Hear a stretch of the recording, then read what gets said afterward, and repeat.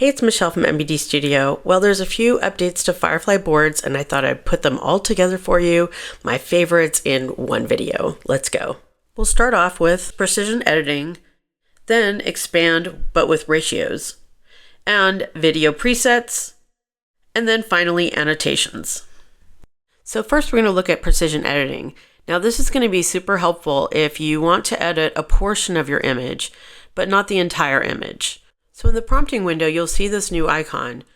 If you click it, it allows you to select with the marquee tool a portion of your image. So here I'm going to have it change this bubble to another balloon. Now there are other balloons in this image, so it's not going to come up with just some random balloon. It's going to actually make it look like it's one of the other balloons. And here's the result on the right. You can see it looks just like one of the other balloons that are already in the image. And the rest of the image is left intact. In this example, I wanted to see what would happen if I chose a selection that included another object. So here I'm asking it to change the colors of the balloon in front to pink and light blue. Now I added in here this balloon only, and I think this is why it worked. Next is Generative Expand, but wait, with ratios available. So no more hunting around to figure out, is this 16 by 9 or is this 16 by 9?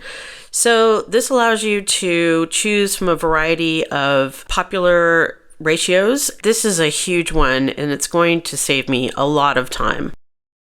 Next, we're going to make these pigs fly with video presets. To get to these, just go to presets. Then you'll see a videos tab. There's 6 available in a variety of options.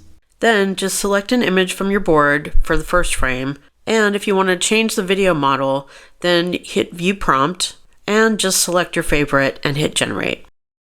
Next is annotations. This will be perfect for any meeting where you need to take notes about your designs. You can also see who's making the annotation if you're sharing live. No more trying to remember edits. Next, check out this amazing new feature that Adobe just launched in its image editor.